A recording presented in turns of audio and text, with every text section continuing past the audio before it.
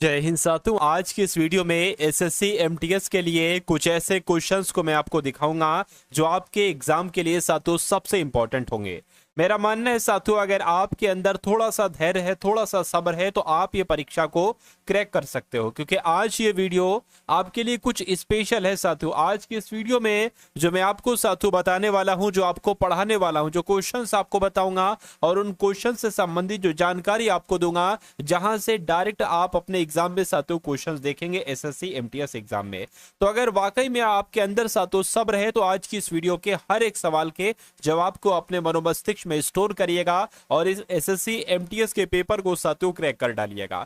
चलिए तो साथियों, सबसे पहले जीके, जीएस और करंट अफेयर के 25 सवालों को हम लोग देखेंगे। उसके बाद इंग्लिश के टॉप लेवल के 25 सवाल होंगे और फिर रीजनिंग को खत्म करेंगे और फिर मैथ को भी साथियों खत्म करेंगे। चलिए तो क्लास आपकी शुरू हो चुकी है। बहुत तेजी के साथ साथियों सवालों को हम लोग देखेंगे। बस सवालों को देखिए और जो संबंधित सवाल बताऊं, उनके उत्तर बताऊं, उनको आप लोग देख लीजिएगा। पहला सवाल आपकी स्क्रीन पर है, कह के मानव शरीर की सबसे लंबी हड्डी कौन सी होती है। देखिए, सबसे लंबी हड्डी जो होती है ना, वो जांग की हड्डी होती है। और इस जांग की हड्डी का नाम क्या होता है साथियों? फीमर होता है। पहली बात आप लोग याद रखेंगे। अगर आपसे कहा जाए हमारे पूरे शरीर में सबसे छोटी हड्डी जो होती है ना, वो कौन सी होती है? वो कान की हड्डी होती है। सबसे छोटी हड्डी आप लोग याद रखेंगे। अच्छा, इसका नाम क्या होता है साथियों? जो सबसे छोटी हड्डी होती है ना, उसका नाम क्या होता है? उसका नाम होता है साथियों स्टेपीज। क्या? स्टेपीज। ये दो चीजें आप लोग यहां पर साथियों याद रखेंगे, ठीक है ना। अब अगले नंबर का सवाल आपकी स्क्रीन पर है, करके नर्मदा नदी मध्य प्रदेश में से निकलती है। तो नर्मदा नदी जो मध्य प्रदेश से निकलती है, क्या अरावली की पहाड़ियों से निकलती? नहीं। अमरकंटक की पहाड़ियों से निकलती है। मैं कहूंगा बिल्कुल सही साथियों, नर्मदा नदी मध्य प्रदेश में अमरकंटक की पहाड़ियों से निकलती है। एक सवाल यहां पर मैं आपको बता देना चाहता हूं, नर्मदा नदी को क्या कहा जाता है साथियों? मध्य प्रदेश की जीवन रेखा कहा जाता है। आपके एग्जाम में पूछा जाएगा कि ये बताइए मध्य प्रदेश की जीवन रेखा किस नदी को कहा जाता है। मध्य प्रदेश की जीवन रेखा किस नदी को कहा जाता है? तो मध्य प्रदेश को कहा जाता है। आपसे पूछा जाएगा रेवा के नाम से किस नदी को जाना जाता है? रेवा के नाम से, तो रेवा के नाम से साथियों मध्य प्रदेश, रेवा के नाम से नर्मदा नदी को जाना जाता है। ये बात भी आप लोग साथियों याद रखेंगे। उसके बाद देखिए अगला सवाल आपकी स्क्रीन पर है, करके पत्तियों में जो मौजूद हरा रंग होता है, आपने देखा होगा साथियों पत्तियों का हरा रंग होता है, तो ये किस नाम से जाना जाता है? पत्तियों में मौजूद हरा रंग किस नाम से जाना जाता है, ये आपसे पूछा जा रहा है। देखिए, अगर हम पौधों की बात करें, तो जो पौधे अपना भोजन तैयार करते हैं साथियों, अपने भोजन का निर्माण करते हैं, ये सूर्य के प्रकाश से करते हैं। पहला पॉइंट आप लोग यहां पर याद रखेंगे, है ना। और पौधे जो अपना भोजन तैयार करते हैं, इसमें जो मेन काम करता है ये उसकी पत्तियां ही करती हैं, है ना। तो कुल मिला के पौधों की पत्तियों में साथियों एक हरा वर्णक होता है। क्या होता है? हरा वर्णक होता है, जिसको कहा जाता है साथियों क्लोरोफिल। क्या कहा जाता है? इसको कहा जाता है साथियों क्लोरोफिल।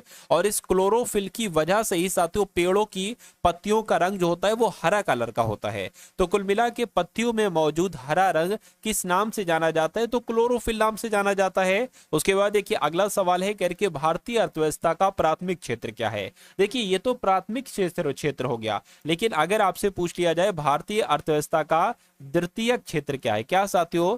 द्वितीयक क्षेत्र अगर आपसे यहां पर साथियों मान लीजिए पूछ लिया जाए, है ना, द्वितीयक क्षेत्र अगर आपसे पूछ लिया जाए या आपसे पूछ लिया जाए तृतीयक क्षेत्र क्या होता है, तो अगर भारतीय अर्थव्यवस्था का प्राथमिक क्षेत्र आपसे पूछे तो कृषि आपको बता देना है। अगर भारतीय अर्थव्यवस्था का द्वितीयक क्षेत्र आपसे पूछे तो साथियों जो एक तरीके से वस्तुओं का निर्माण होता है ना, क्या वस्तु का निर्माण होता है, ये आपका द्वितीय क्षेत्र के अंतर्गत आता है। और तृतीय क्षेत्र की अगर बात करते हैं तो इसमें साथियों सेवा का क्षेत्र आता है। आंसर आपका जाएगा ऑप्शन नंबर सी के साथ। अगला सवाल आपकी स्क्रीन पर है कि भारत का एक प्रमुख लौह अयस्क क्षेत्र है। तो साथियों क्या गुजरात, राजस्थान, तमिलनाडु, छत्तीसगढ़, उत्तर प्रदेश, बिहार, ओडिशा, झारखंड क्षेत्र? मैं कहूंगा बिल्कुल भारत का एक प्रमुख लौह अयस्क क्षेत्र ओडिशा और झारखंड का क्षेत्र है। उसके बाद देखिए अगला सवाल आपकी स्क्रीन पर है, बहुत शानदार, बहुत ही इंपॉर्टेंट क्वेश्चन साथियों आपकी स्क्रीन पर है। कह रहे कि किसको लाइट ऑफ एशिया यानी कि एशिया की ज्योति के रूप में जाना जाता है या एशिया का ज्योति पुंज कहा जाता है? किसको कहा जाता है? गौतम बुद्ध को कहा जाता है। मैं कहूंगा बिल्कुल। अच्छा, गौतम बुद्ध का जन्म कहां पर हुआ था? किस देश में इनका जन्म हुआ था? इनका जन्म हुआ था साथियों नेपाल में।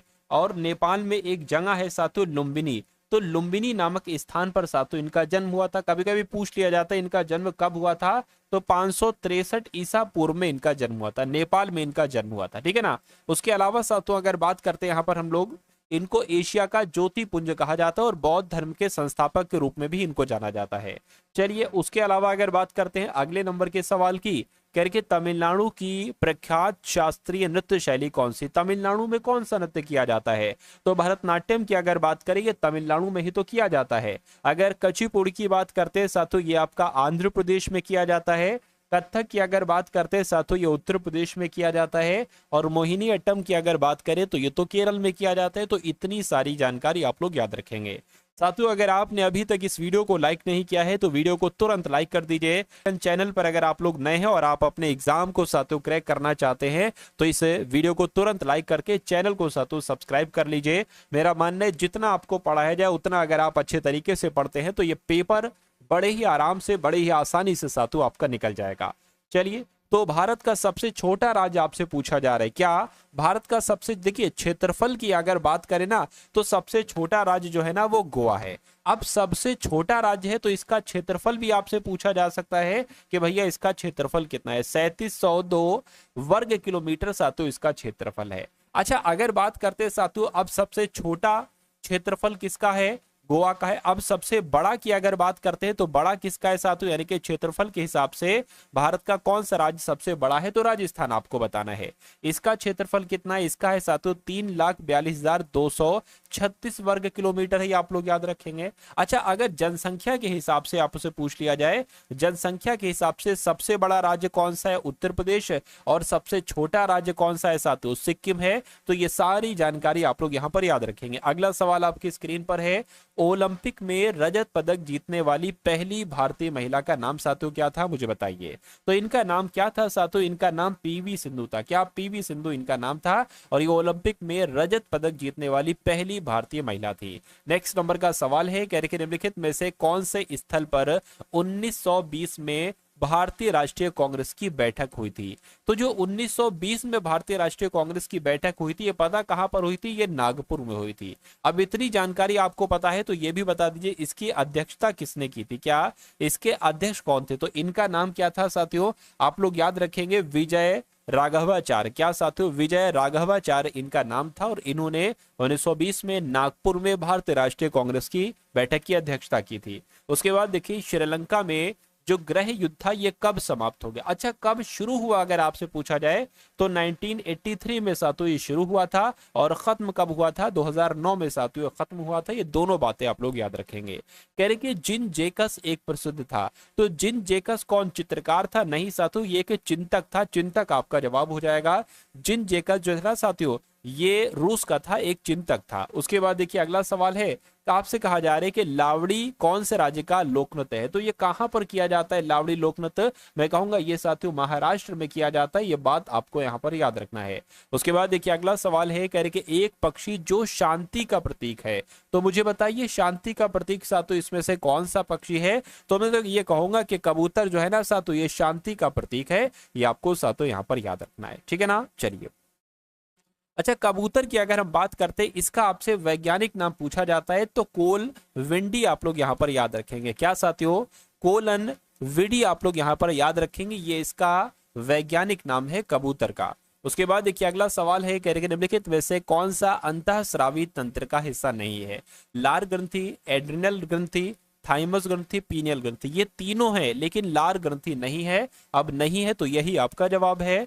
कह रहे कि आपसे साथियों डीएनए की फुल फॉर्म आपसे यहां पर पूछी जा रही है, तो डिऑक्सी न्यूक्लिक एसिड नहीं, डिऑक्सी राइबो न्यूक्लिक एसिड बिल्कुल सही साथियों। डीएनए की फुल फॉर्म आप लोग याद रखेंगे, डिऑक्सी राइबो न्यूक्लिक एसिड होती है। उसके बाद देखिए अगला सवाल कह रहे कि आर्किटेक्चर की जलने की तकनीक पिएट्रा ड्यूरा निम्नलिखित में से किस स्मारक में पाई जाती है, तो ये साथियों ताजमहल में पाई जाती है। ताजमहल आपका जवाब हो जाएगा। उसके बाद देखिए अगला सवाल कह रहे कि नमक का रासायनिक नाम क्या होता है, तो नमक का रासायनिक नाम क्या होता है, सोडियम कार्बोनेट होता है, हाइड्रोजन क्लोराइड होता है, सोडियम हाइड्रोजन कार्बोनेट होता है, नहीं साथियों सोडियम क्लोराइड होता है नमक का रासायनिक नाम, ये आपको याद रखना है ना। चलिए उसके बाद देखिए अगला सवाल कह रहे कि जीएसटी का पूरा नाम क्या होता है। जीएसटी की बात चल रही है साथियों। जीएसटी की अगर बात करें तो जीएसटी लागू कब की गई साथियों, तो 1 जुलाई, कब लागू की गई, 1 जुलाई 2017 को साथियों जीएसटी लागू की गई।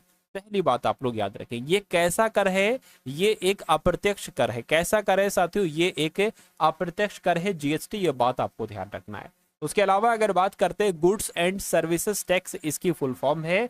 हिंदी की अगर बात करें तो वस्तु एवं सेवा कर इसको हम लोग कह सकते हैं। उसके बाद देखिए कह के इंग्लिश चैनल तैरकर पार करने वाली पहली भारतीय महिला कौन थी। ये साथियों बहुत इंपॉर्टेंट क्वेश्चन आपके एक स्क्रीन पर है। यहां पर साथियों मैं आपको बता देना चाहता हूं कि अगर आप वाकई में एसएससी एमटीएस 2025 के एग्जाम को क्रैक करना चाहते हैं तो आपके लिए क्या काम किया गया है, आपके लिए साथियों 10 मॉडल पेपर तैयार किए गए हैं। अगर आप इन 10 मॉडल पेपर को देखोगे तो मेरा मानना है आपको आइडिया लग जाएगा कि भैया इस बार का पेपर आपका कैसे पूछा जाएगा, उसमें किस टाइप के सवाल आएंगे। उसके अलावा साथियों आपको 10 पीवाईक्यू दिए जा रहे हैं। क्या, जो पिछली बार 2024 में पेपर हुआ था एसएससी एमटीएस का, उसकी 10 शिफ्ट का सॉल्यूशन आपको दिया जा रहा है, क्योंकि पीवाईक्यू से हर बार सवाल डिक्टो उठाए जाते हैं। उसके अलावा तीसरी पीडीएफ आपको दी जा रही है साथियों इंपॉर्टेंट करंट अफेयर की, और कुछ पीडीएफ आपको जीके जीएस की भी साथियों दी जाएगी। तो ये सारी पीडीएफ आपको सिर्फ और सिर्फ 45 रुपीज में दी जा रही है। मेरा मानना है अगर आप इन पीडीएफ को अच्छे तरीके से एक बार देख लेते हैं, इसमें रीजनिंग के क्वेश्चन, मैथ के, जीके जीएस के, इंग्लिश के क्वेश्चंस को अगर आप देखते हो तो वहां से बहुत सारे सवाल आपको देखने को मिलेंगे। और सबसे अच्छी बात यह है कि हर क्वेश्चन के नीचे उसका सॉल्यूशन है, उससे संबंधित जो और क्वेश्चन बन सकते हैं, जो आपके एग्जाम में आ सकते हैं, वो भी साथियों क्वेश्चन उसके नीचे ही है। चलिए तो डिस्क्रिप्शन में लिंक है एसएससी एमटीएस पीडीएफ का, उस लिंक पर आप क्लिक करेंगे तो आप हमारे व्हाट्सएप पर आ जाएंगे। वहां पर आपको एक क्यूआर कोड दिया जाएगा, इस क्यूआर कोड पर 45 का पेमेंट करेंगे तो ये सारी पीडीएफ आपको वहीं पर भेज दी जाएगी। समझ गए साथियों। चलिए तो अगला सवाल है, कह रहे कि इंग्लिश चैनल तैरकर पार करने वाली पहली भारतीय महिला का नाम क्या था। तो सानिया मिर्जा, शिखा टंडन, शिवानी कटारिया नहीं साथियों, आरती साहा इनका नाम था। ये आपको ध्यान रखना है। इन्होंने कब इंग्लिश चैनल को पार किया था, 1959 में साथियों इन्होंने पार किया था, ये आपको याद रखना है। अच्छा, इनको पता क्या कहा जाता है साथियों, ये आरती साहा को हिंदुस्तानी, क्या हिंदुस्तानी जलपरी के नाम से जाना जाता है। क्या हिंदुस्तानी जलपरी के नाम से किसको जाना जाता है, तो आरती साहा को जाना जाता है। ये क्वेश्चन बहुत इंपॉर्टेंट है। उसके बाद देखिए एक पुस्तक है, कह रहे कि इंडिया 2020, इस पुस्तक को किसके द्वारा लिखा गया है, तो इस पुस्तक को डॉक्टर एपीजे अब्दुल कलाम के द्वारा लिखा गया। आंसर आपका ए होगा। अगला सवाल है, कह रहे कि भारतीय जनतंत्र के संदर्भ में निम्नलिखित में से कौन सा कथन सही है। तो कौन सा कथन सही है, लोगों को अपने प्रतिनिधियों को चुनने की अनुमति होती है। बिल्कुल साथियों, लोग अपना प्रतिनिधि खुद चुन सकते हैं। वित्तीय आपातकाल की स्थिति लोगों को देश पर कब्जा कर लेने का अधिकार देती, ये नहीं है साथियों भारतीय जनतंत्र, इसको नहीं कहते हैं। सेना को देश पर शासन करने की अनुमति, ऐसा भी नहीं है। लोगों को तीर्थ यात्रा, नहीं साथियों। मैं कहूंगा आपके सवाल का जवाब जो जाएगा वो ऑप्शन नंबर ए होगा। उसके बाद देखिए अगला सवाल है साथियों, कुछ क्वेश्चंस हम लोग करंट अफेयर के देख लेते हैं। ये 2025 के मोस्ट इंपॉर्टेंट कुछ क्वेश्चंस है। कह रहे कि राष्ट्रीय धन्वंतरी आयुर्वेद पुरस्कार से किसको सम्मानित किया गया है। तो साथियों भावना पाराशर को किया गया है, बनवारी लाल गौर को किया गया है, ईटी नीलकंठन मूस को किया गया है। इन तीनों को ही 2025 में इसी साल अभी हाल फिलहाल में ही राष्ट्रीय धन्वंतरी आयुर्वेद पुरस्कार से सम्मानित किया गया है। उसके बाद देखिए अगला सवाल है, कह रहे कि 69वां धम्म चक्र परिवर्तन दिवस मनाया गया है। तो किस राज्य में मनाया गया है साथियों, अभी हाल फिलहाल में महाराष्ट्र में मनाया गया है। ये आपको याद रखना है।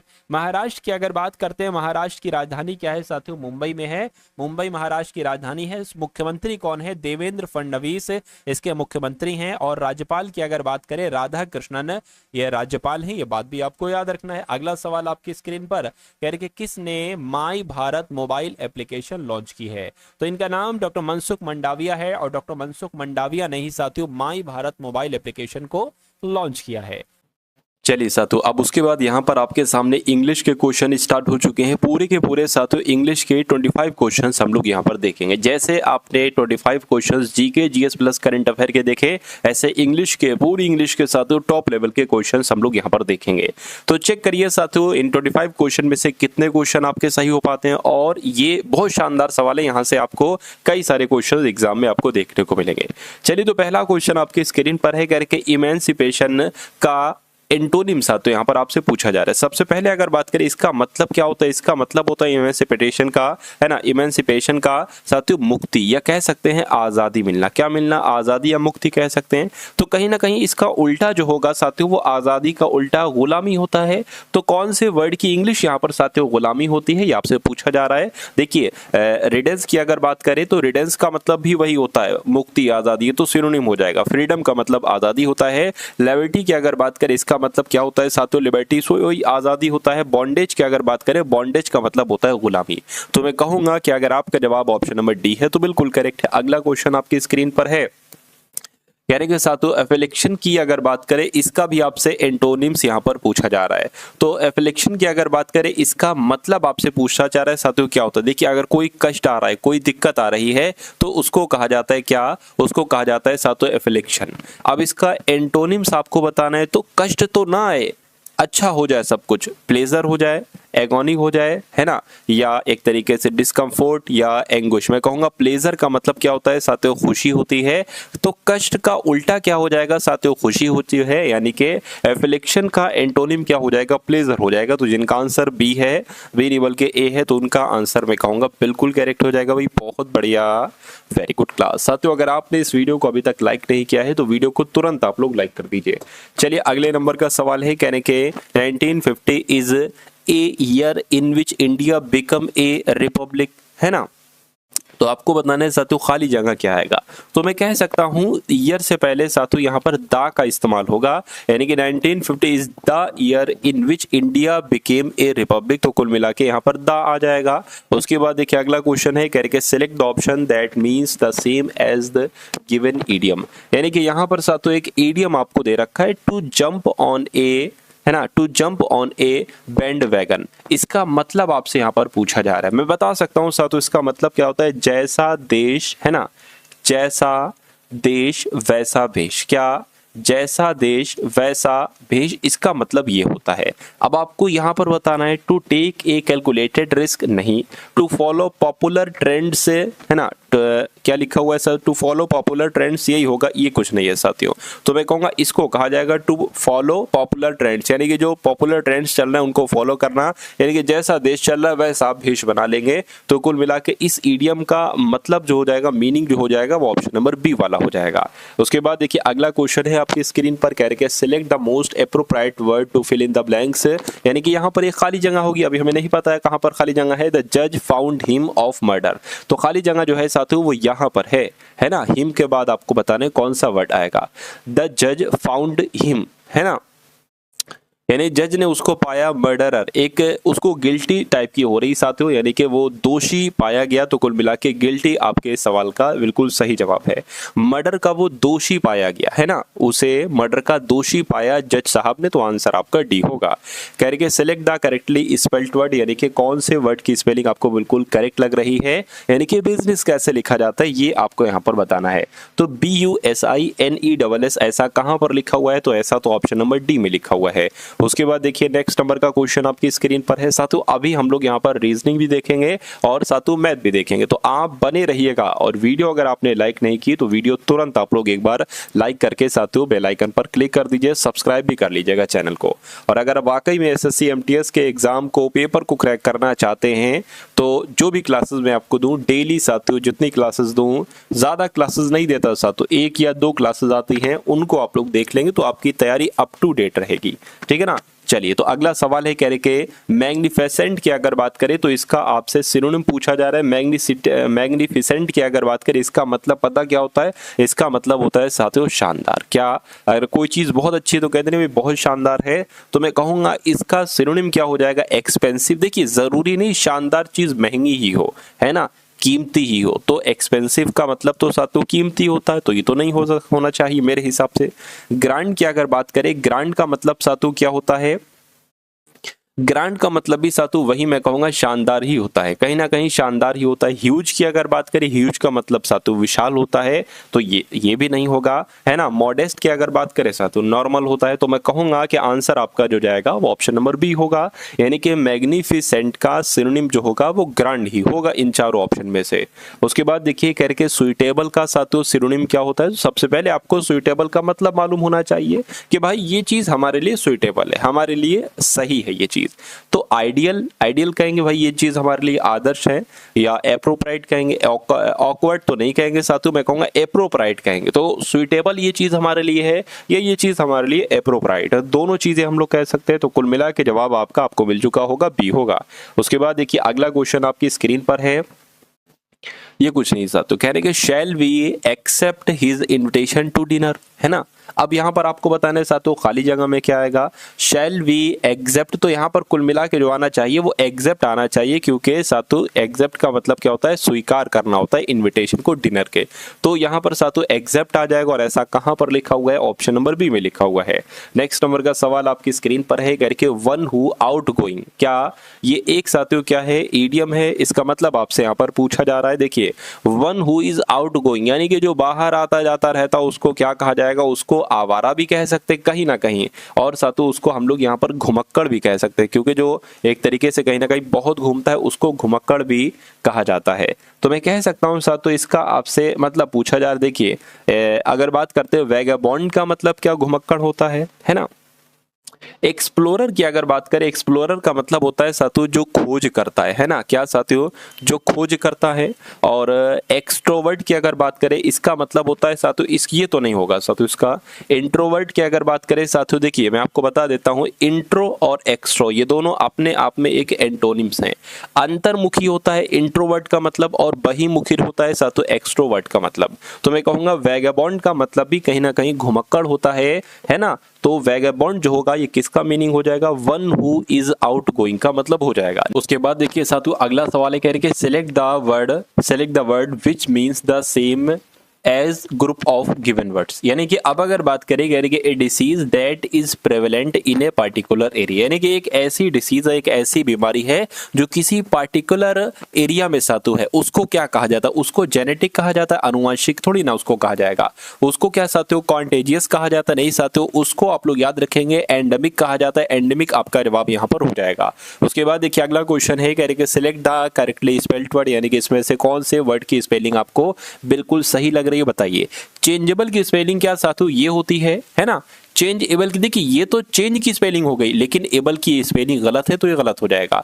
ये कुल मिला के साथियों चेंजेबल ये भी नहीं होगी, ये भी नहीं होगी। मैं कहूंगा साथियों क्या होगी, यहाँ पर एन ही नहीं है, चेंजेबल की स्पेलिंग जो होगी वो ऑप्शन नंबर डी में लिखी हुई। तो जिनका आंसर यहाँ पर डी है तो बिल्कुल करेक्ट है। अगला क्वेश्चन है करके select the word which means the same as the group of words given, यानी कि one who studies and cares about environment. क्या आपसे पूछा जा रहा है कि one who studies and cares about environment, उसके लिए एक वर्ड क्या आएगा, यानी कि साथियों जिसमें इन्वायरमेंट के बारे में साथियों पढ़ाई लिखाई हो, उसकी स्टडी की जाए, उसकी केयर्स की जाए, उसके बारे में बातचीत की जाए, उसको क्या कहा जाता है, उसको इकोलॉजिस्ट कहा जाता है। इकोलॉजिस्ट आपके साथियों इस सवाल का बिल्कुल सही जवाब हो जाएगा। इसको हिंदी में परिस्थिति विज्ञान शास्त्री कहा जाता है ना। जो स्टडी कर रहा है, जो उसके बारे में बता रहा है, उसको इन्वायरमेंट के बारे में बता रहा है, उसके बारे में स्टडी कर रहा है, उसको इकोलॉजिस्ट कहा जाता है। आंसर आपका जो जाएगा वो ऑप्शन नंबर बी होगा। अगला क्वेश्चन देखिए, the prime minister was as good as his.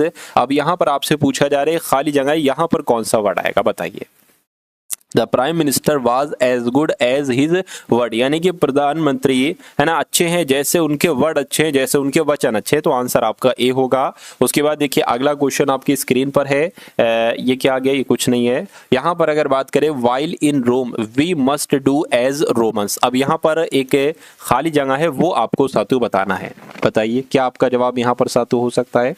While in रोम, जब हम रोम में होते हैं, वी मस्ट डू, हमें क्या करना चाहिए, हमें वैसे रहना चाहिए एज रोमन्स डू, हमें वो करना चाहिए जो रोमन्स कर रहे हैं, यानी कि डू यहाँ पर आएगा। तो डू कहाँ पर लिखा हुआ है, ऑप्शन नंबर डी में लिखा हुआ है। उसके बाद देखिए अगला क्वेश्चन आपकी स्क्रीन पर है, कह रहे कि हॉरिजॉन्टल का एंटोनिम आपसे यहाँ पर पूछा जा रहा है। तो हॉरिजॉन्टल का मतलब क्या होता है साथियों, हॉरिजॉन्टल का मतलब आप लोग याद रखेंगे साथियों क्षैतिज होता है। क्या होता है, क्षैतिज होता है। तो इसका एंटोनिम क्या हो जाएगा, ऊर्ध्वाधर हो जाएगा। मैं कहूंगा साथियों ऊर्ध्वाधर हो जाएगा। तो ऊर्ध्वाधर की इंग्लिश क्या होती है ये मैं आपको बता देता हूं साथियों, वर्टिकल कहा जाता है। तो वर्टिकल हॉरिजॉन्टल का एंटोनिम हो जाएगा, आंसर आपका डी होगा। नेक्स्ट नंबर का क्वेश्चन आपकी स्क्रीन पर है, कह रहे कि इन ए नटशेल। तो ये एक साथियों ईडियम है, इस ईडियम का मतलब आपसे पूछा जा रहा है। इसका मतलब होता है साथियों संक्षेप में बताना, है ना। और इंग्लिश इसकी कहां पर है, इन ब्रीफ। बिल्कुल सही बात साथियों, इन ब्रीफ ये इसका मतलब हो जाएगा।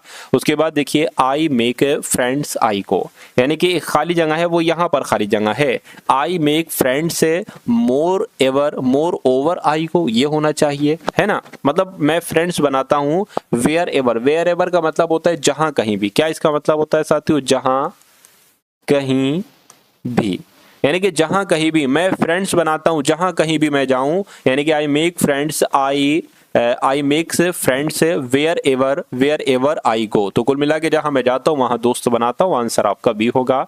उसके बाद देखिए आपसे पूछा जा रहा है एपारेंट का सिनोनिम आपसे यहां पर पूछा जा रहा है।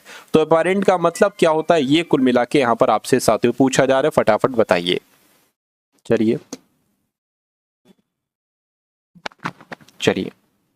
देखिए एपारेंट की अगर हम बात करें, मान लीजिए कोई चीज बिल्कुल स्पष्ट है तो उसको कहा जाता है भाई एपारेंट है। सिनोनिम इसका क्या होगा, डाउटफुल तो नहीं होगा। कंसिडरेबल की अगर बात करें तो साथियों ये भी नहीं होना चाहिए। ऑब्वियस का मतलब भी वही स्पष्ट होता है ना, स्पष्ट होता है। और अगर बात करते हैं साथियों एपारेंट का मतलब क्या होता है, एपारेंट का मतलब भी साथियों वही स्पष्ट होता है। तो आंसर आपका सी होगा। एबॉलिश की अगर बात करें तो इसका एंटोनिम आपसे पूछा जा रहा है। एबॉलिश का मतलब पता क्या होता है साथियों, किसी भी चीज को खत्म करना, किसी भी चीज को साथियों समाप्त करना, ये एबॉलिश का मतलब होता है। इसका एंटोनिम आपसे पूछा जा रहा है तो किसी चीज को खत्म ना करना, किसी चीज को बिल्ड करना या अफर्म करना, है ना, या कैंसिल करना या फिनिश करना। मैं कहूंगा बिल्ड का मतलब क्या होता है साथियों, बनाना। तो कहीं ना कहीं साथियों समाप्त करने का एंटोनिम हो जाएगा बनाना। तो आंसर आपका ए होगा। उसके बाद देखिए अगला सवाल है साथियों 50 क्वेश्चंस देखेंगे, उसके बाद हम लोग मैथ और रीजनिंग की तरफ बढ़ चलेंगे, इसलिए आप बहुत ध्यान से इन सारे सवालों को देखते जाइएगा। कह रहे कि from the given option identify the segment in the sentence which contains the grammatical error. अब यहां से साथियों आपसे यहां पर पूछा जा रहा है। चलिए यहां से देखिए, the population of Sri Lanka are less than that of India. तो यहां पर अगर बात करते हैं ना साथियों, आपको बताना है ग्रामेटिकल एरर कहां पर है साथियों, मुझे बताइए। चलिए देखिए यहां पर अगर साथियों हम लोग बात करें the population of Sri Lanka are, क्या साथियों यहां पर आर है, और आर नहीं होना चाहिए साथियों, इज होना चाहिए, है ना। क्यों, क्योंकि साथियों ये एक पॉपुलेशन ऑफ श्रीलंका, ये प्लरल नहीं है, ये सिंगुलर हो गया है। अब तो सिंगुलर हो गया है तो साथियों आर की जगह पर क्या आना चाहिए, इज आना चाहिए। तो दिक्कत कहां पर होगी, आर ऑप्शन नंबर बी में लिखा हुआ है, तो दिक्कत आपकी यहां पर होगी। उसके बाद देखिए select the correctly spelled word, यानी कि अब आपको बताने कि इसमें से कौन सा वर्ड की स्पेलिंग बिल्कुल सही है। तो मिलेनियम की स्पेलिंग कैसे लिखी जाती है, मिलेनियम का मतलब पता क्या होता है साथियों, मिलेनियम का मतलब होता है हजार वर्ष। क्या, हजार वर्ष, ये इसका मतलब होता है। तो ये स्पेलिंग सही है नहीं, मिलेनियम की स्पेलिंग ये सही है साथियों नहीं। मैं कहूंगा साथियों मिलेनियम की स्पेलिंग अगर कोई सही है तो ऑप्शन नंबर डी वाली सही है। उसके बाद देखिए select the synonym of the given word, यानी कि क्यूरेटिव की आपसे बात पूछी जा रही है। क्यूरेटिव का मतलब क्या होता है साथियों बताइए, और इसका फिर सिनोनिम भी आपको यहां पर बताना है। चलिए मान लीजिए साथियों कोई बीमारी हो, उसका इलाज वगैरह किया जाता है ना, तो उसको कह सकते हैं curative.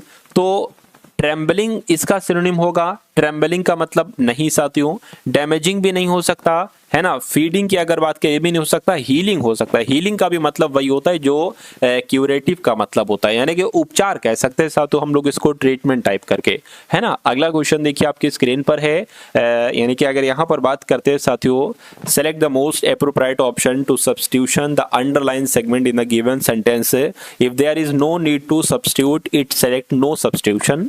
She give me everything I ask for, बताइए। यानी कि एक अंडरलाइन होगी साथ, तो अंडरलाइन यहां से यहां तक है ना। She give me everything I ask for, तो यहां पर अगर बात करते हैं साथियों, गिव में नहीं आना चाहिए, गिव में यहां पर आना चाहिए। क्या आना चाहिए? गिव में आना चाहिए। यानी कि दिक्कत कहां पर है? दिक्कत यहां पर है, यहां पर है, तो यही आपका आंसर। उसके बाद देखिए अगला सवाल है, select the most appropriate option to substitution the underline segment in the given sentence if there is no need to substitute it, select no substitution. अब यहाँ सवाल आपका शुरू होता है, स्टडी हैज शोन, एक स्टडी दिखाती है कि the use of mobile data, यानी कि मोबाइल डेटा का इस्तेमाल इन इंडिया में हैव इंक्रीज्ड 50 टाइम्स, यानी कि 50 गुना बढ़ चुका है ओवर द लास्ट 3 ईयर्स, यानी कि पिछले 3 सालों के अंदर। तो यहाँ पर आपको जो अंडरलाइन दिख रहा है, यहाँ पर ये नहीं आएगा, क्या आएगा? हैज इंक्रीज 50 टाइम, यानी कि 50 गुना बढ़ चुका है। हैव की जगह पर हैज आएगी, या हैज बीन आएगा, या इज आएगा। तो मैं कहूंगा हैव नहीं आना चाहिए, यहाँ पर हैज आना चाहिए। तो कुल मिला के आंसर आपका जो जाएगा वो ऑप्शन नंबर बी हो जाएगा। अब नेक्स्ट नंबर का क्वेश्चन आपकी स्क्रीन पर है और अब यहां से आपके सामने साथियों रीजनिंग के क्वेश्चन स्टार्ट हो चुके हैं। तो 25 सवाल जीके जीएस करंट अफेयर के, 25 सवाल इंग्लिश के, और अब साथियों इंग्लिश के क्वेश्चंस के बाद हम लोग रीजनिंग के क्वेश्चंस यहां पर देखेंगे और आपकी रीजनिंग को साथियों ताबड़तोड़ तरीके से यहां पर मजबूत करवा देंगे कि आपका सिलेक्शन इस बार एसएससी एमटीएस के एग्जाम में हो जाए। चलिए, तो पहला सवाल रीजनिंग का है, कह रहे हैं देखिए यहाँ पर ACE लिखा हुआ है, अगर ये दर्पण में दिखाया जाए, शीशा में दिखाया जाए, तो ये कैसा दिखाई देगा? जैसे E है, E का मुंह दाईं तरफ है तो E का मुंह बाईं तरफ हो जाएगा, C का मुंह दाईं तरफ है, C का मुंह बाईं तरफ हो जाएगा, और A जैसा होता है वैसा ही दिखाई देता है। तो ये कौन से ऑप्शन में है? यहाँ पर है, यहाँ पर है, यहाँ पर है, यहाँ पर है। मैं कहूंगा ऑप्शन नंबर A वाले में है, तो आंसर आपका A जाएगा। अगला देखिए, उस संख्या को पहचाने जो अन्य से भिन्न है, सबसे अलग 196, 121, 256, 252। इन चारों नंबर्स को देखकर मुझे इतना पता चला कि ये भैया 14 का स्क्वायर है, और ये 11 का स्क्वायर है, और ये साथियों 16 का स्क्वायर है, लेकिन ये किसी संख्या का स्क्वायर नहीं है। अब नहीं है तो यही आपका जवाब हो जाएगा। उस विकल्प का चयन करें जो दी गई जोड़ी के अनुरूप है, यानी कि जो रूल यहाँ पर लगा है, CD से HI बनाने में जो रूल लगा है, वही रूल इन चारों ऑप्शन में से कहां पर लगा है, बस इतनी सी बात आपसे पूछी जा रही है। देखिए ये लिखा हुआ है साथियों CD, और ये लिखा हुआ है यहाँ पर HI। यहाँ पर यानी कि ये 3 पर आता है, ये 4 पर आता है, ये 8 पर आता है, ये 9 पर आता है, यानी कि सिर्फ एक का गैप है। कितने? एक का गैप है। अगर यहां पर हम लोग बात करें ऐसे करके, देखिए साथियों यहां पर अगर जैसे कि ये C से H हुआ, यानी कि यहाँ पर 5 बड़ा है, और ये साथियों 4 से 9 हुआ है, यहाँ पर भी कितना बड़ा है? 5 बड़ा है। तो यहाँ पर देखिए A से X में 5 बढ़ रहा है, नहीं। P से U में साथियों 5 बढ़ रहा है, बिल्कुल। और Q से V में 5 बढ़ रहा है, बिल्कुल साथियों। क्या I से M में 5 बढ़ रहा है? बिल्कुल बढ़ रहा है। J से N में 5 बढ़ रहा है? नहीं बढ़ रहा है। K से N में 5 बढ़ रहा है? नहीं बढ़ रहा है। यानी कि हमारा जवाब जो जाएगा वो ऑप्शन नंबर B के साथ जाएगा। उसके बाद देखिए साथियों नेक्स्ट नंबर का क्वेश्चन आपकी स्क्रीन पर है। इस सवाल को देखिए और बताइए जवाब आपका क्या होगा। आपसे कहा जा रहा है कि विकल्पों में दिए गए 4 परिवर्तनों में से कौन सा निम्नलिखित समीकरण को साथियों सही करेगा, इतनी सी बात आपसे पूछी जा रही है। जैसे कि यहाँ पर साथियों अगर हम लोग लिख दे, जैसे कि 30 और 3 और फिर 3 और बराबर क्या साथियों 13 लिख दे। अगर पहले वाले ऑप्शन को हम सही माने साथियों, पहला वाला ऑप्शन यहाँ पर थोड़ा सा दिक्कत दे रहा है। देखिए गुणा में बदला जाए, क्या गुणा में बदला जाए? ये ऑप्शन गलत है। मैं यहाँ पर पहला वाला ऑप्शन लिख देता हूँ साथियों।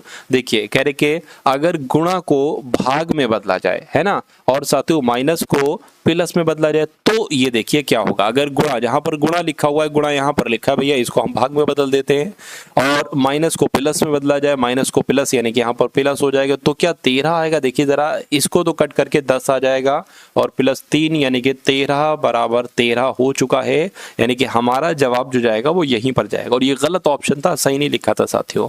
चलिए, यानी कि किसी, जरूरी नहीं इसी ऑप्शन में, किसी ऑप्शन में साथियों ये लिखा होगा, लेकिन ये किसी ऑप्शन में लिखा हुआ नहीं, इसलिए मैंने लिख दिया आपके सामने।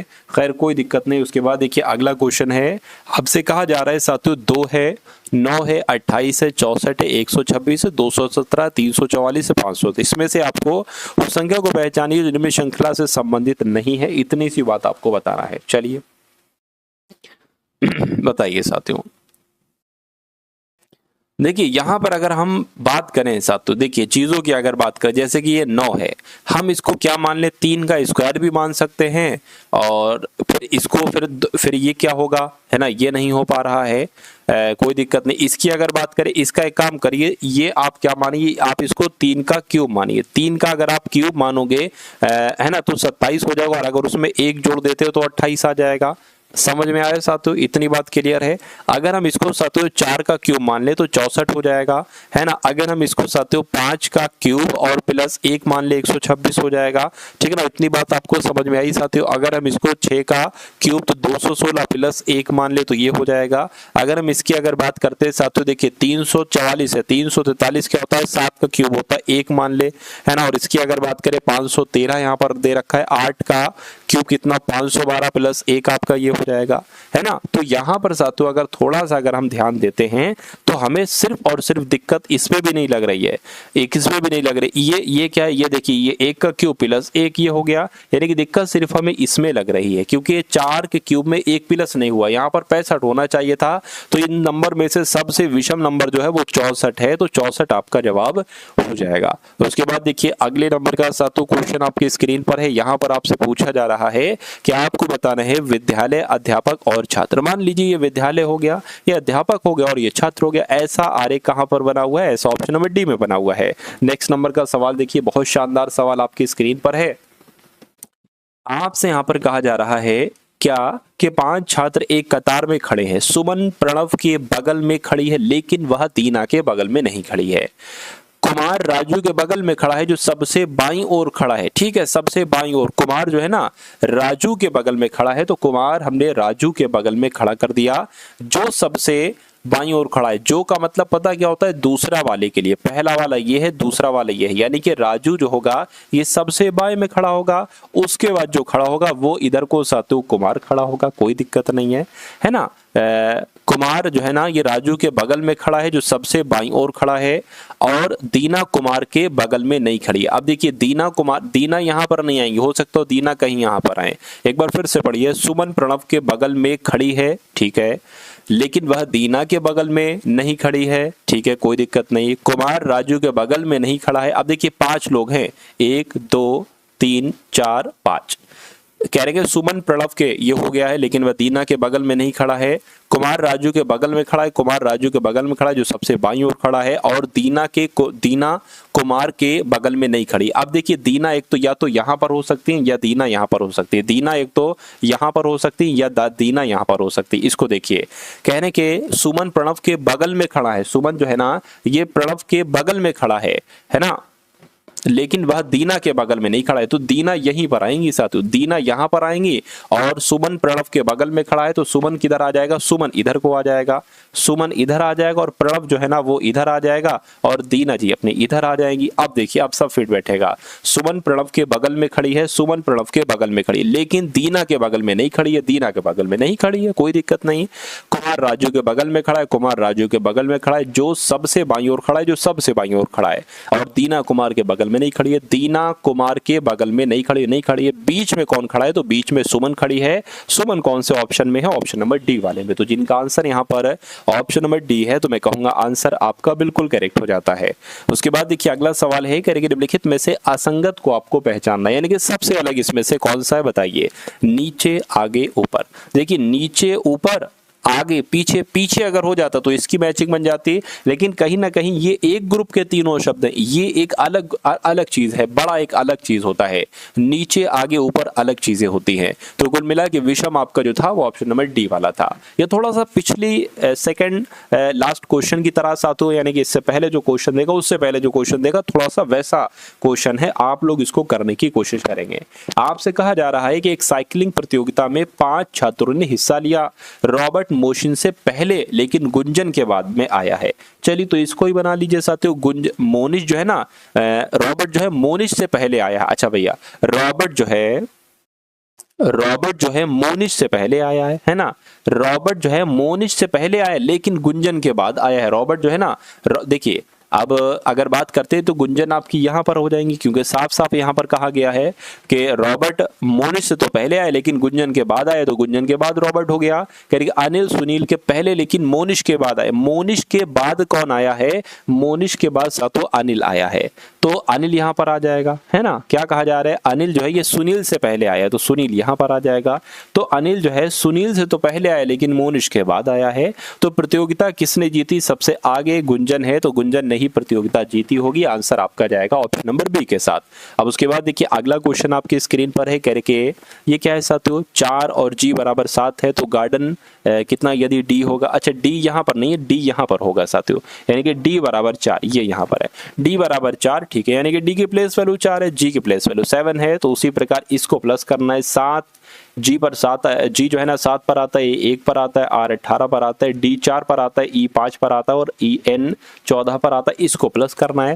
14 4 18 हो जाएगा, 18 18 36 हो जाएगा, 36 और 5 41 हो जाएगा, 42 हो जाएगा, 42 और 7 कितने हो जाएंगे साथियों आपके, एक तरीके से अगर यहाँ पर बात करते हैं, क्या 42 हुए थे ना, 42 और 42 में कितने होते देख लीजिए, कोई दिक्कत नहीं। 14 4 18 18 18 36 हो जाएगा, 36 और 5 आपका 41 हो जाएगा, 41 42 हो जाएगा, 42 और 7 आपके कितने हो जाएंगे, 49 हो जाएंगे, और 49 आपके कहाँ पर लिखे हुए हैं, ऑप्शन नंबर डी में लिखे हुए हैं। चलिए साथ उसके बाद देखिए अगला सवाल है, निम्नलिखित में से असंगत युग्म को चुनिए। अब आपको असंगत बताने, देखिए मिश्र की काहिरा, कैरो नहीं साथियों, काहिरा होती है, तो है ना, काहिरा होती है, कोई दिक्कत नहीं, हो सकता हो टाइपिंग मिस्टेक हो गई हो। तो एक तरीके से अगर बात करते हैं, इटली की राजधानी क्या है, रोम है, ठीक है। इराक की राजधानी की अगर बात करते हैं, इराक की राजधानी साथियों देख, ईरान की तेहरान और इराक की राजधानी बगदाद होती है ना, बगदाद होती है। चलिए कोई दिक्कत नहीं है। ये मुद्रा है, क्या है साथियों, ये मुद्रा है। अच्छा ये मुद्रा है और ये राजधानी है, ये क्या दिक्कत है। ग्रीस की राजधानी क्या हो जाएगी, ये भी राजधानी है, ये भी राजधानी है, ये भी राजधानी है और ये भी साथियों राजधानी है। टाइपिंग मिस्टेक है वो एक अलग बात है, लेकिन यहाँ पर मुद्रा आ गई है। ये देश और ये उसकी राजधानी, ये देश और ये उसकी राजधानी, ये देश और ये उसकी राजधानी, लेकिन यहाँ पर देश और मुद्रा वाला मैटर है। इराक की मुद्रा होती है, क्या इराक की मुद्रा होती है दीनार, लेकिन इराक की राजधानी होती है बगदाद। तो असंगत युग्म कौन सा है, ऑप्शन नंबर सी वाला है। अब उसके बाद देखिए साथियों अगले नंबर का क्वेश्चन आपकी स्क्रीन पर है ना, देखिए साथियों और मुझे आप लोग फटाफट बताइए आपका जवाब यहाँ पर साथियों क्या हो सकता है। कह रहे कि कुछ गुड़िया फूल है, कोई भी पेड़ गुड़िया नहीं है, निष्कर्ष आपके सामने है। चलिए तो जैसा जैसा कह रहा है वैसा वैसा करते जाएंगे। कुछ गुड़िया फूल है, मान लीजिए साथियों ये हमने क्या बना ली, ये गुड़िया बना ली, और कुछ गुड़िया फूल है तो इतनी गुड़िया क्या हो जाएगी, इतनी गुड़िया साथियों फूल हो जाएंगी। कह रहे कि कोई भी पेड़ गुड़िया नहीं है, कोई भी पेड़ गुड़िया नहीं है, तो पेड़ जो होगा ना वो अलग को बना लेते, कोई भी भैया गुड़िया पेड़ नहीं है, ठीक है। अब निष्कर्ष को पढ़िए और बताइए कौन सा निष्कर्ष सही है। कोई गुड़िया पेड़ नहीं है, ये तो बिल्कुल सेम टू सेम लग रहा है। कोई भी, जब कोई भी पेड़ गुड़िया नहीं है तो जाहिर सी बात है कोई गुड़िया पेड़ नहीं होगी, बात बिल्कुल सही है। कुछ फूल पेड़ है भैया, कुछ फूल पेड़ नहीं है, पेड़ ये हैं, फूल ये हैं, कैसे कुछ फूल पेड़ हो जाएंगे, तो ये गलत हो जाएगा। यानी कि अगर यहाँ पर साथियों हम लोग बात करते हैं निष्कर्ष एक सही, ऐसा कहाँ पर लिखा हुआ है, ऐसा आपका ऑप्शन नंबर डी में लिखा हुआ है। अब उसके बाद देखिए अब आपके साथियों यहाँ पर मैथ्स के क्वेश्चन यहाँ पर स्टार्ट हो चुके हैं, तो इन सवालों को भी आप लोग बहुत अच्छे तरीके से साथियों देखिएगा। चलिए तो कहा गया है कि पी क्यू से 40% कम है। मान लीजिए ये पी हो गया, ये क्यू हो गया। पी जो है ना ये Q से 40% कम है, अगर ये 100 है तो ये कितना होगा, ये अच्छा 40% कम है तो ये साथियों कितना हो जाएगा, 60 हो जाएगा, है ना, 60 हो जाएगा। तो कह रहे हैं कि अब बताइए Q P से कितना अधिक है, तो Q P से कितना अधिक है, मैं कहूंगा 40 अधिक है।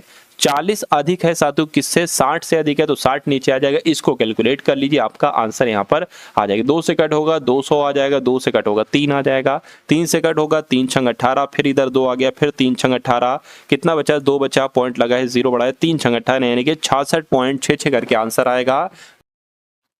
तो जवाब जो है आपका 66.66 कहाँ लिखा है, ऑप्शन नंबर डी में लिखा हुआ है। ये रिपीट हो गया। अगला क्वेश्चन साथियों आपकी स्क्रीन पर इस सवाल को देखिए और आप लोग बताइए आपका जवाब क्या हो सकता है। बहुत ध्यान से देखिएगा, बहुत अच्छा सवाल साथियों है ये।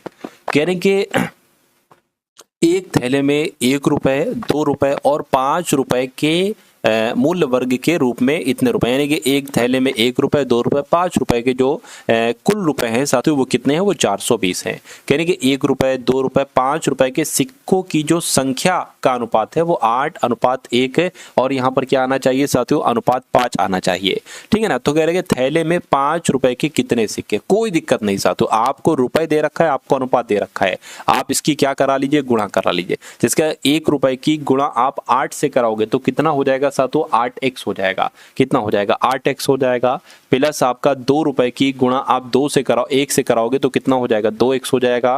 5 गुणा 5 से कराओगे तो 25 हो जाएगा, यानी कि 25x आ जाएगा। तो ये जो कुल मिला के धनराशि है ये 420 है, तो 420 यहाँ पर आ गई। ठीक है, उसके बाद अगर बात करें तो 25 8 कितना हो जाएगा साथियों, ये तो 10 हो जाएगा, 35x हो गया। यहाँ पर 35x बराबर कितना हो जाएगा 420 हो जाएगा, यानी कि x बराबर कितना हो गया 420 बटे 35 हो गया। 7 पंजे 35, 7 छंग आपका 42 हो गया। 5 से कट करेंगे 5 एकम 5, 5 चौक 20, यानी कि x बराबर आपका जो आ चुका है वो 14 आ गया है।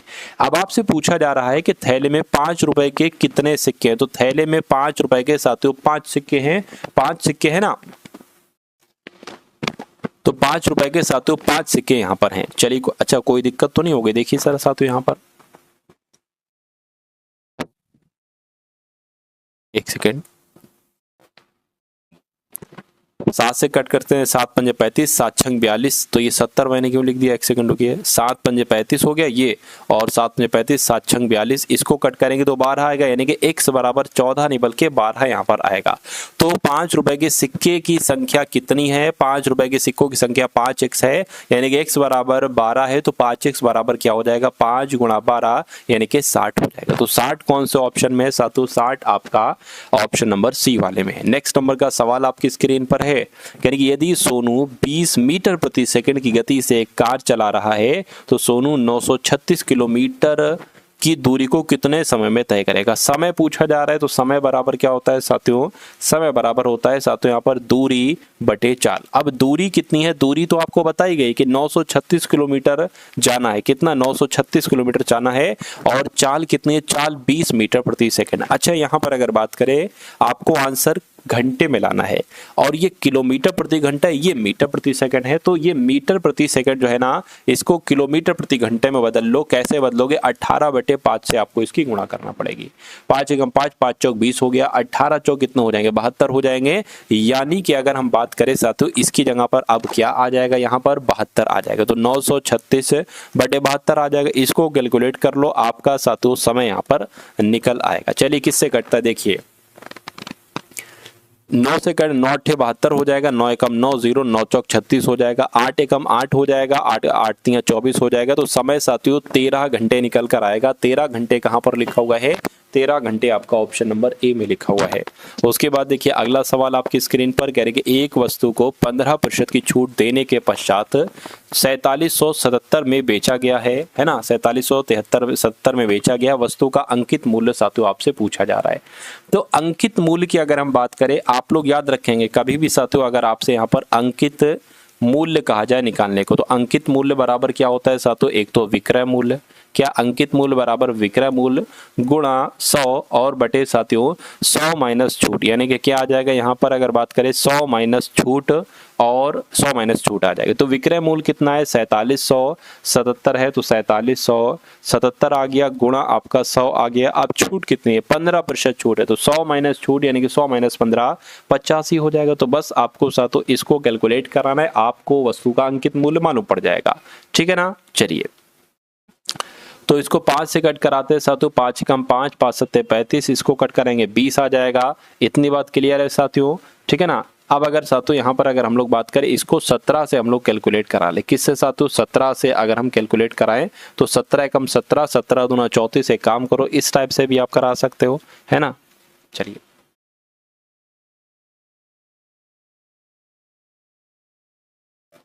देखिए अगर हम यहाँ पर 17 एकम 17, 17 दूना 34, 17 तिया 51 ज्यादा हो जाएगा, तो 17 दूना कितना आ जाएगा साथियों यहाँ पर 34 आ जाना चाहिए मेरे हिसाब से।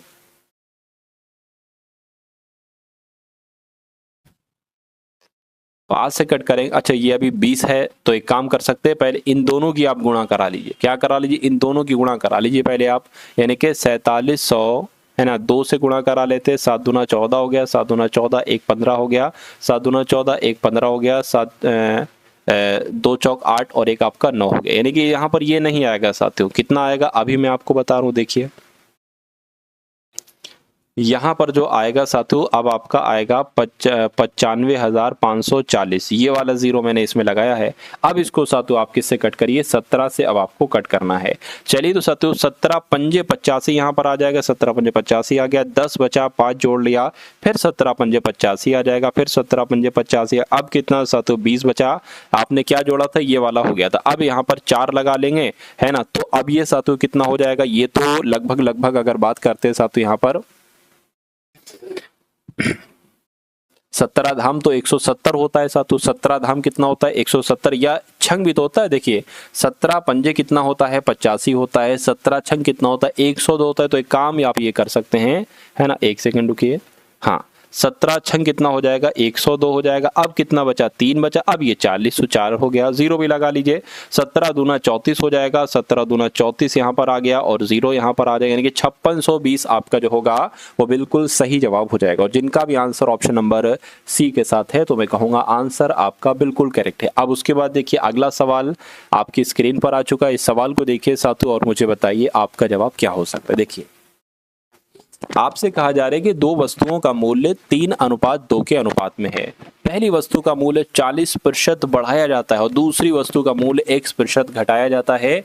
यदि दोनों वस्तुओं का नया अनुपात इतना है 7:3 है तो X का मान क्या होगा। देखिए अगर मान लेते साथियों पहली वस्तु का मूल्य 3 है और दूसरी वस्तु का मूल्य क्या है, 2 है। इसमें 40% बढ़ाया जाता है तो एक काम आप ये कर सकते हैं, इसको 40% बढ़ाएंगे तो 140 हो जाएगा। इसको X% घटाएंगे तो कितना हो जाएगा साथियों, तो ये साथियों एक तरीके से अगर बात करते हैं तो ये 100 माइनस X हो जाएगा। अच्छा, प्रतिशत की जगह पर बटे में 100 आएगा तो वो 100 से 100 कैंसिल हो जाएगी इससे, है ना। तो इनका अनुपात जो है वो 7:3 आता है। इसको कैलकुलेट करना है और आपको X का मान निकाल देना है। तो 3 तियां कितना हो जाएगा साथियों।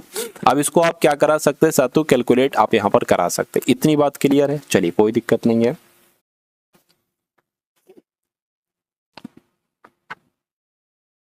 एक काम करिए साथियों, देखिए ये ब्रैकेट में है ना, ब्रैकेट में है तो इसकी अगर आप गुणा कराओगे या इसको ऐसे भी लिख सकते हो 3 गुणा 140, इसकी गुणा करो 2 की 100 से कराओगे 200 हो जाएगा, 2 की 1 से कराओगे इतना आ जाएगा 7 बटे यहाँ पर कितना आ जाएगा 3 आ जाएगा। इतनी बात साथियों क्लियर है, कोई दिक्कत नहीं है। अब अगर यहाँ पर साथियों हम लोग बात करें, अब क्या इसकी कैलकुलेशन करा लें, हैं देखिए उसके बाद साथियों इसकी गुणा करा लीजिए। देखिए 3 तिया 9 हो जाएगा, है ना। कितना हो जाएगा साथियों, 3 तिया 9 हो जाएगा। और उसके बाद साथियों अगर 14 की गुणा हम 9 से कराते हैं तो कितना आता है, जीरो उसमें लगा लेते हैं तो 1260 आता है। तो कुल मिला के इसकी गुणा इन सब से कराएंगे 1260 आ जाएगा और 7 की गुणा 200 से कराएंगे तो 1400 आ जाएगा। और माइनस क्या आ जाएगा साथियों, 7 दूना 14, 14 एक्स इधर आ गया।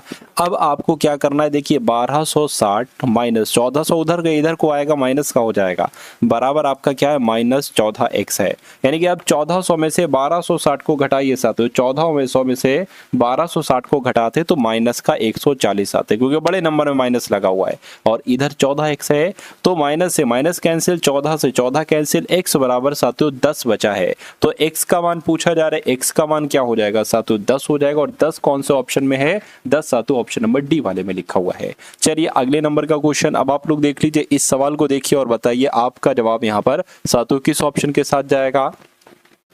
यानी कि U अनुपात V 4:7 है तथा V अनुपात W 9:7 है। और कह रहे कि अगर U 72 है तो W कितना होगा आपको बताना है। देखिए अगर यहाँ पर हम लोग बात करते हैं साथियों, देखिए सबसे पहले अगर आपको ठीक है U V का अनुपात दे रखा हो और V W का अनुपात दे रखा हो, यानी कि अगर ये नंबर ये लेटर सेम है तो हमें सबसे पहले क्या निकालना होता है, U अनुपात V अनुपात W।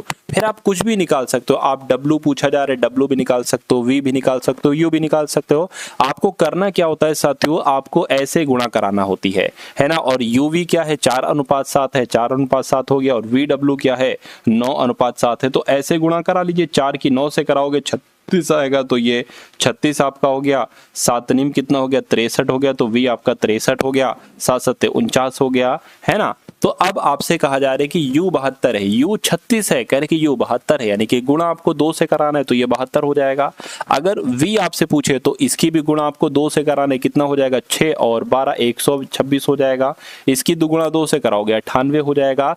तो अब आपसे पूछा गया W क्या है साथियों, W आपका 98 है, तो 98 आपका जवाब हो जाएगा। अगर आपसे पूछता V का मान क्या है तो 126 है। तो समझ में आया साथियों, ये सवाल अच्छा सवाल था। उसके बाद देखिए अगला सवाल साथियों आपकी स्क्रीन पर है, अंतिम सवाल आपकी स्क्रीन पर है, ये देखिए।